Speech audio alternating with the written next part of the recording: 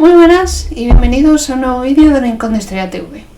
En el vídeo de hoy vamos a hablar sobre la historia de un método de ejecución popular en el Imperio Romano, como fue la crucifixión. Comenzamos.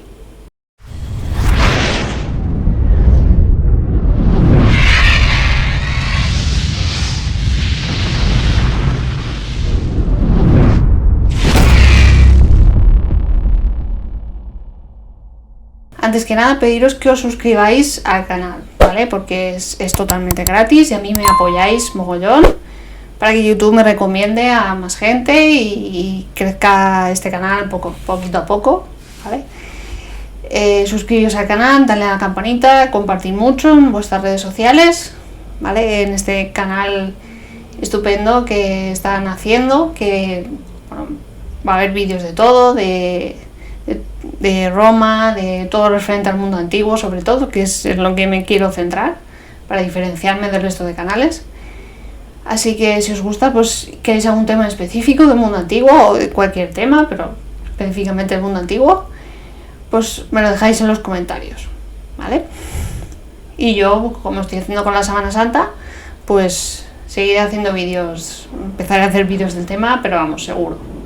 Así que suscribíos, que es gratis, le dais abajo, al lado de donde pone Rincón de Historia TV, y pone suscribirme, lo dais ahí y a la campanita, que no se olvide. Entonces, la crucifixión.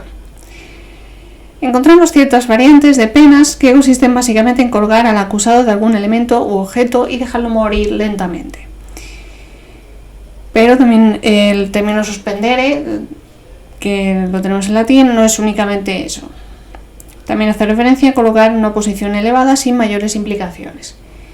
Los tipos más comunes de suspensión fueron la crucifixión y el ahorcamiento. En los primeros escritos de Heródoto, vemos, hace referencia a unas primeras utilizaciones en Persia para castigar crímenes contra el Estado y alta traición. Atendiendo a los historiadores antiguos, la crucifixión era vista como una forma de ejecución inventada y usada prácticamente por todos los pueblos bárbaros. La práctica era habitual también en Cartago. En el 255 a.C., el importante general romano Atilio Réculo fue crucificado por los cartagineses. Fue empleado también por los númidas. En Grecia existían tipos de castigos similares. Según las primeras interpretaciones, este término designaba únicamente un procedimiento de ejecución de criminales sin especificar su mecanismo. Los estudios modernos sostienen que consistió en matar al condenado a golpes de bastón. Posteriormente se ha generalizado la idea de un castigo mediante el cual el condenado, tras ser golpeado, quedaba sujeto desnudo al tímpano mediante 5 ganchos. El registro arqueológico confirma la existencia de este tipo de ejecución. Se encontraron en el Ática esqueletos de ejecutados que mantenían anillos alrededor del cuello y ganchos con restos de madera en sus manos y pies, sospechando que se trataría de supliciados que antes de morir debían estar suspendidos en tablas de madera. En el castigo griego no se clavaban las manos y los pies, por lo que no existía pérdida de sangre. El condenado era expuesto a las puertas de la ciudad para mayor infamia. A pesar de todo esto que veis en pantalla, no era un castigo uniforme y definido, pues presentaba ciertas variantes. Por ejemplo, el condenado pudo ser fijado mediante cuerdas, pudo incluir también la flagelación e incluso presentar diferente disposición del cuerpo del criminal una vez suspendido.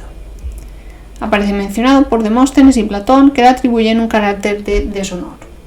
No faltan referencias de su uso con ciudadanos, soldados traidores y gobernantes extranjeros, así como con tropas enemigas. Esparta dejó de precipitar a los condenados a muerte para pasar a estrangularlos o colgarlos en una parte de la cárcel llamada céadas. Las ejecuciones en este caso se hacían de noche. Los macedonios colgaban o crucificaban a sus delincuentes si no los lapidaban. Una variante de este suplicio, que permanece hasta época romana, era fijar al condenado a 2 árboles que habían sido doblados hasta el suelo, de modo que al soltarlos repentinamente para que se enderezasen, el individuo quedara descuartizado. El rey Antíoco IV Epífanes lo empleó contra los judíos, que consideraba impíos por no sacrificar en los altares que había mandado construir en 168 a.C., después de haber sido previamente mutilados. No obstante, la crucifixión no era conocida en el derecho judío, si bien se practicaba en la región de forma legal desde la llegada de los romanos. Posteriormente, esta pena fue utilizada por germanos y britanos, pero ambos debieron tomarla de los romanos. En cualquier caso, en época prerromana parece claro que ese modo de ajusticiamiento se desarrolla en conexión con crímenes de lesa majestad y actos de traición o en contextos bélicos. La condena se considera moralmente ofensiva e indigna y sirve para degradar al condenado socialmente. En la Roma primitiva, el antecedente considerado más directo de esta pena lo constituiría la colocación en el arbor infelix, que correspondía a los acusados de alta traición. Originalmente, arbor era un árbol donde el culpable era suspendido mediante una cuerda para ser fustigado hasta la muerte.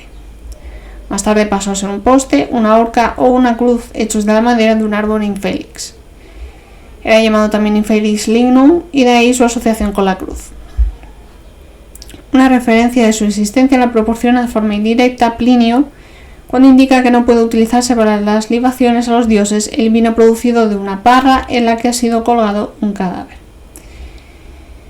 Por árbol infélix se entiende, además del árbol que no da fruto o que proporciona un fruto no comestible, el árbol de mal augurio en sentido mágico y religioso, por estar consagrado a alguna divinidad infernal.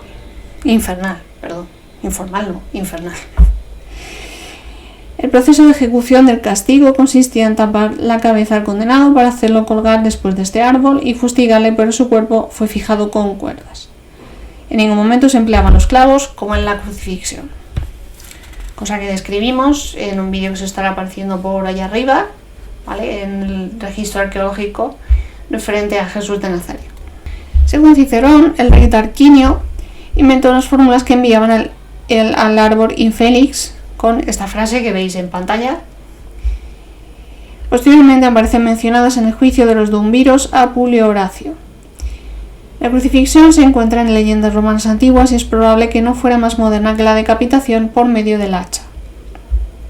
Las expresiones para designarla son principalmente dos, que son estas que os están apareciendo por ahí.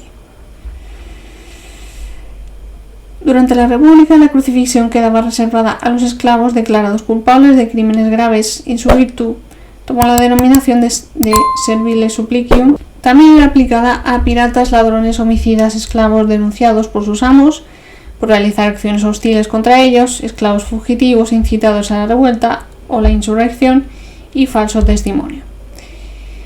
La ley de las 12 tablas la prescribe incluso para ciudadanos libres como agravante de la pena, pero sobre todo para esclavos, para culpables de robo de cosechas o ganado y para hombres cómplices del incesto de las vestales.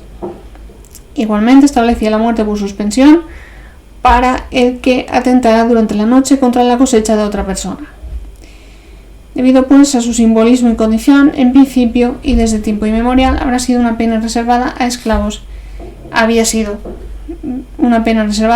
y extranjeros. Pero posteriormente, en la época imperial, se extenderá también a los hombres libres de baja clase social. Por la ley, para la Lex Cornelia de Sicaris et Benefici del año 81 a.C., quedaba establecida para los miliores que prepararan veneno con fines maléficos y para los que dieran falso testimonio. Algo que ya hablamos en mi vídeo sobre la historia de la pena de muerte en el mundo romano, que lo tendréis también por aquí arriba. Ahí, dale clic ahí arriba. Las personas de clase alta, honestiores, quedaban exentas de este suplicio. La crucifixión fue empleada contra los esclavos en numerosos supuestos, tanto en los casos que podríamos calificar de delitos domésticos, como en aquellos resultados de intrigas que pudieran afectar a la seguridad pública, tales como la sedición o tumulto y la incitación a la rebelión del pueblo. También por otros delitos graves como el bandidaje y la piratería, deserción al enemigo, asesinato y falso testimonio. Sobre los esclavos, libertos y peregrinos recae a veces una sospecha de practicar o haber introducido cultos extranjeros. Hay numerosas referencias sobre el recurso a este castigo para escarmentar a los esclavos. Era asimismo un medio para asegurar la paz y acabar con los rebeldes o los instigadores de levantamientos en las ciudades que se resistían a la conquista romana. Una situación en la que se empleó este tipo de ejecución de forma masiva, que es la Primera Guerra Judeo-Romana o Gran Revuelta Judía, entre los años 66 y 73 después de Cristo. ¿En qué consistía el castigo? El condenado era primero fustigado y después enviado al lugar de las ejecuciones capitales, cargado con el instrumento de su suplicio o al menos con la viga transversal, llamado patíbulo, valiéndose de correas o cuerdas. Durante el trayecto era ultrajado y empujado por la multitud, siempre dispuesta a las injurias contra todo aquel que iba a ser ajusticiado. Se clavaba la cruz en un hoyo cavado en el suelo y el condenado, completamente desnudo, se acercaba con el madero al que llevaba atadas las manos. Sobre la cabeza llevaba un letrero, que es el titulus, con su nombre y el motivo de su castigo. La cruz no debía tener gran altura, ya que quedaba expuesto a los animales, perros y lobos. Para acelerar el final, se usaba el crurifragium, rotura de los huesos de las piernas con un mazo de madera o de hierro. El cadáver del ejecutado permanecía sin sepultura y un soldado velaba por ello. La cruz estaba compuesta por dos maderas, stipes y patíbulo, de altura diversa. Si mantenía la forma de T, era denominada cruz comisa. Si por el contrario resultaba una cruz de 4 brazos, era inmisa o capitata. En Roma, según Tácito, existía un lugar en el Esquilino destinado a las pompas fúnebres y un emplazamiento especial denominado Sestertium, reservado para el castigo de esclavos. Nos encontramos una de las leyes que hace referencia a este tema, a la gestión de todas las pompas fúnebres en el mundo romano, se llama De Publico Libitinae, que es una norma municipal de los primeros años del Principado, que regula la actividad relacionada con las pompas fúnebres y la aplicación de castigos, estableciendo las reglas básicas de funcionamiento. Y son las siguientes: las tasas y multas a pagar en los diferentes supuestos, organización y localización del negocio, restricciones de sus trabajadores, todo eso lo regulaba. Comienza anunciando la prohibición de abandonar cadáveres sin sepultura, para lo que se marca una sanción pecuniaria. Una cierta esfera mágica o supersticiosa envuelve a estos individuos. De hecho, no pueden entrar en la ciudad de noche si no es para recoger a un difunto o para infligir un suplicio.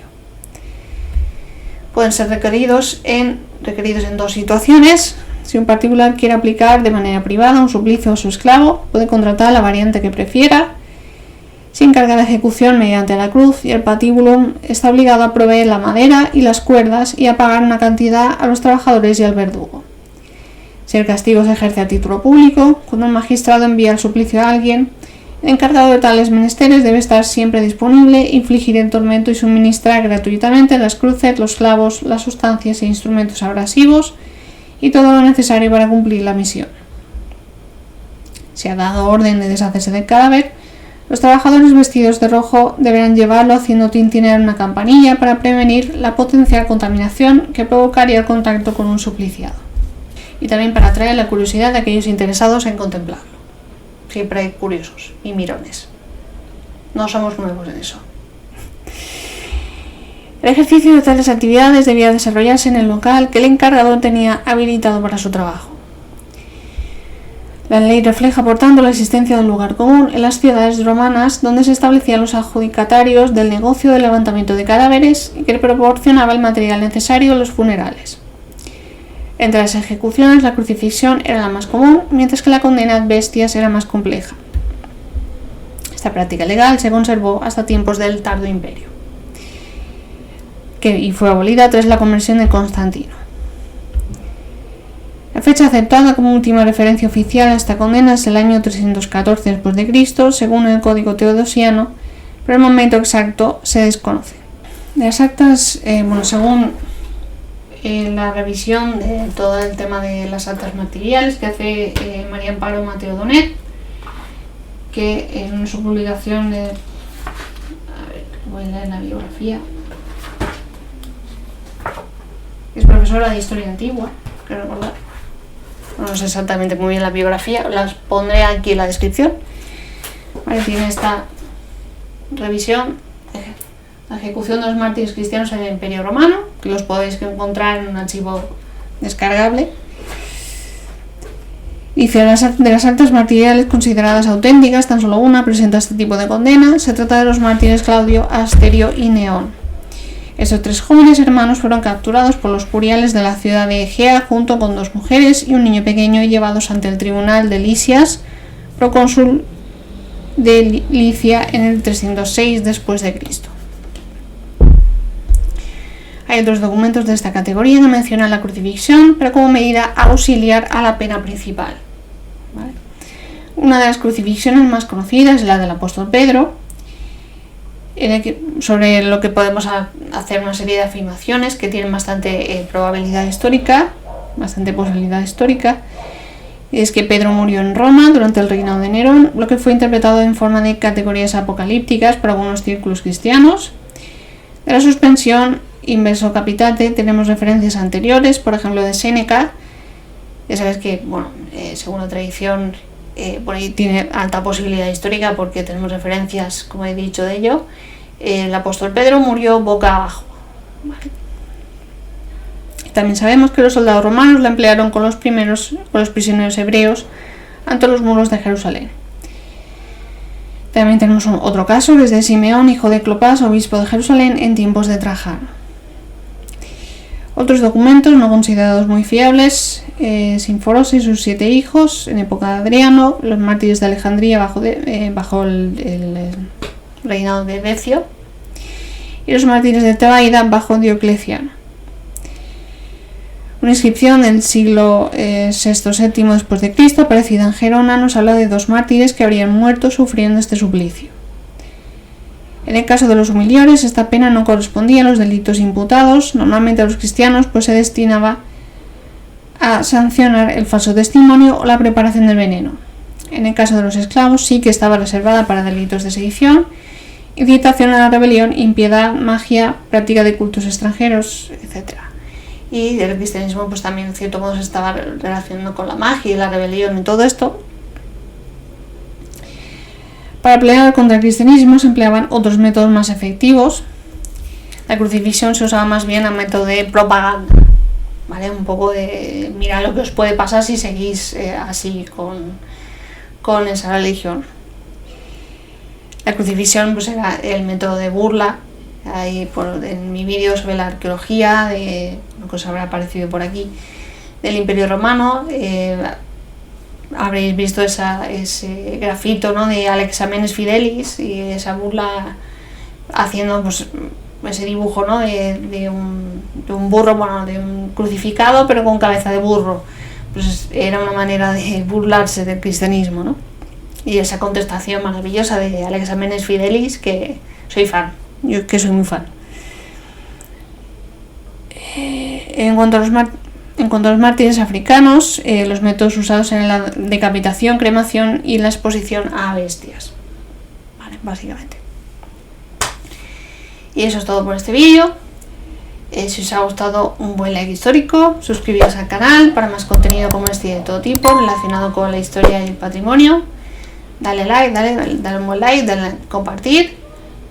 Y nos vemos en el siguiente. Beso. Chao.